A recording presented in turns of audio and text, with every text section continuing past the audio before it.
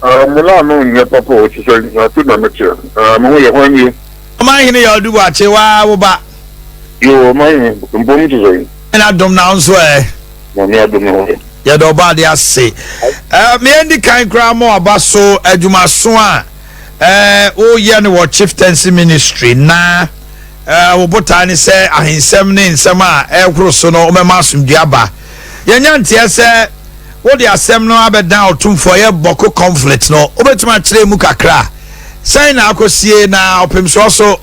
oje wa no hoba no de nsem no ne waka wada oma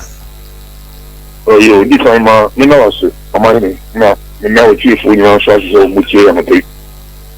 na me so ase se djuma wi ya o man ke media ma me amanfo no a ni won ye djuma ne do no ko be be so di o papa o mo fi mu ye je me ami bitie mensia se we ni mensia ye matom na di ba ye ni ko hu o ti ko so ya mi na onye otu for safety the second na otoshi ni no na ensem media mi so wa mu oba ayo ma ni ntimi ka emuditi sisi ya wo ti ase pa ai wouldn't say Bawku so no maka ko na ko se me kasa hu bi di so ya Daniel ma o hini ida ma o hini cho so me guy na nya so na me nam chenche na me di so ko mon kitchen wouldn't ma se ma ba ko kan da bia that's the idea ono so you know okay you mo fancy me ntimi ko details the ntimi aka na say no ko Bawku so me ba ye so ni so be so ni no pedi when the na o chino na mtiti hu me ka ko Bawku ni ko na regu ni ko hu wo he kese na yiri na msa ko Bawku kushia he kese ba ko ono he Bawku abugrago ajoka mti di nko no de di kan mi de na se ma o mu no se na de bia me ka because ntokwa no ne anu sensem no akoso ache nti de bi okro mo mpeso mti we bia ache bia o mu hu bi ka se me ma o nti ne ko ya wo mo di ma so o mo ne mi community ya de bia mi nya kwa akonya se na madam mo ase kusasi fo nyina mi da mo ase mampusi fo nyina mi da mo ase ada minority tribes o mo wo Bawku a o mo so de bi se mi na far wo mo no asondia o mo de abasi fi am se ko so kakra me nti ase atenkabone bia na se bi ntimi enye no me nko a me nyama no nyi me ye ho adwuma kakra na me de ma mpanifo o mantani eni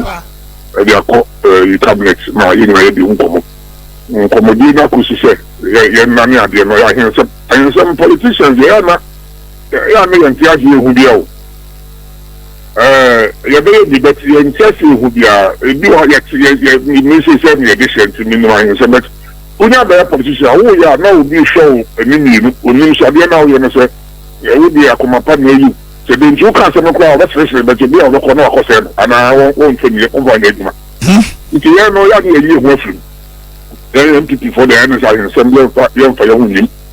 the MPP ni bia wo ye DC and MC and na regional minister them so e fa hon kodi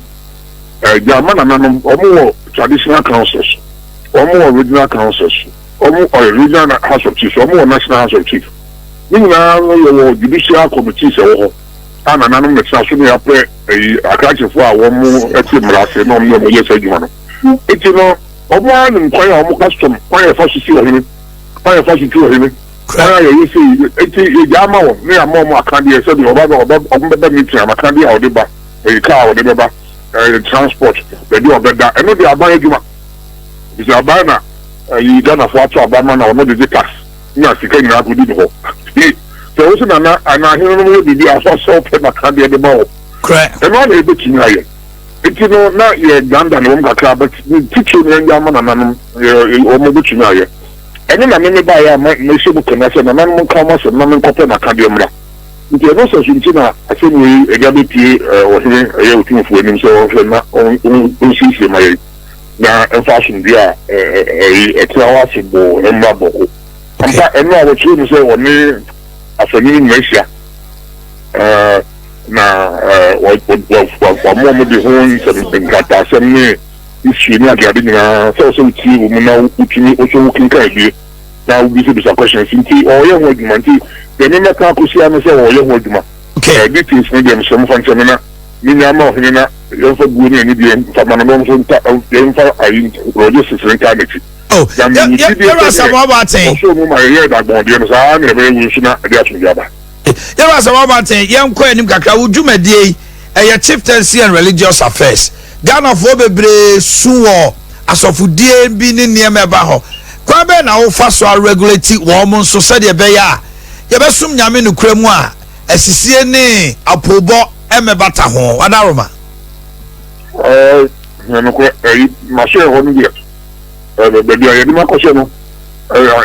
mo asofo eso ka ho ni Christian ta me ko me kwa tumenyam ko asore bom pae nti bi ayi bi ame wono me tiase na asofo mpenifo no so ne nkume nyina so no ma wo so adwuma me bae no me no di ntuka wo so asofo ne asom awodo no baby wo nkoyi obatina obi akwati asoro be se baby na ye bi a wo hu se mwa oma no enso do onya congregation na ayi asomfo omko asomfo bo so bi kwa oni di enso ye se mo matu oyi kosi da ma sofo no akori ni sika ro da ba asofo bi okwa ya toka ma no kwa so na usha asofo ma no okwa mu a no afọ mo okodu o so wa elite na wo kwa fa me and ya dey no na enso aka wo meta ni na no o se pre condition dey manage front no na enko say obi asisa edom bia bobu ba bia yi minimum na ni toti ya nse Kenya asisa fo bi de abomodi asisa dom bobu na abom akono poison je mo ko oso ahimem judia sa ko an so edom e ko so ahimem no na so fo bi no bi so no bi so yesi e so onu no so be la so obenu wa no wa so mu so no nti dem pese di be o Ghana ha. Right. My young was saying, a whole policy, we need the policy. The core cabinet. This is not something we do about 7 minutes. I saw for no one should do home. They have a draft. Draft, no, the minimum, minimum 24 years, can be the Abu Boom Kaka. But a new final because they are assumed in fear. Sorry. Into one month, I'm here, no one manage your home. Then self regulate yourself. Man can say, I'm just a young guy. nti o se eku asori ku no so Christian council o so asori bebre so e Ghana Pentecostal and Charismatic council o so chief bishop e Catholic bishop conference o chief bishop na o se bi no so akaka mo abu mo fo mo ba bi bebre e no so ba bo so akaka bo ko na o mo chine discipline o mo kakra na ba ko fo nko se o mu di na on ko di nko fo sika ko bona pu na on ko fa ayi so bi na on fa so mo nyina mo nko no nti o mu kini regulate o mu abeboy na esuno na ye no so ye be very discipline abem nti eno ma ye o nhyehyɛ kakra me de ama so for no be be say bottom up approach o mu akasa ema me enu input na ye dey call cabinet ya no dey call parliament because o say ye ma emra be tare chiri okay na enu details nde me ntumi kan because afi me discuss ye nti enventure for no kwa me so mo na mo so kwa se mo de me chi mo bi na wo radio station bebre ne TV station mo asofo ya so mo firi yo ebi ye magic ebi ye sika be fa sika be me mo ni no ebi no mo ye na mo so ma mo kwan adwuma nso ne ye ni sika nye magic magic ye fa no kokko wani tuntum wani anamba no kokko wani tuntum me ko no kokko wani tuntum wani wo chi fa sika na fa bo wudu ku na fa to for na fa na siso e ma na so kan me ya na wo de so no ko fi o fa dia no wasisa no the people no wa force ka the pen ko we ni kin wani so na me ka so ma na do ma ti sika de kudu ye juma na wo fi no wo pesika da free money no be a go fi ti do abon ti no magician no just fi na o de ko we ni no wo bia only so for yes a difference ni adwuma na ehye mensa no madawo mamu so mu ame ate na o mampani ni sadie hu bi o meju so o de ma so mi ni bi kita ho pa agi me me na dawo ma na o man bibi ye and I was mentioned no some Ghana for the most more essential for Mukasa Coaching.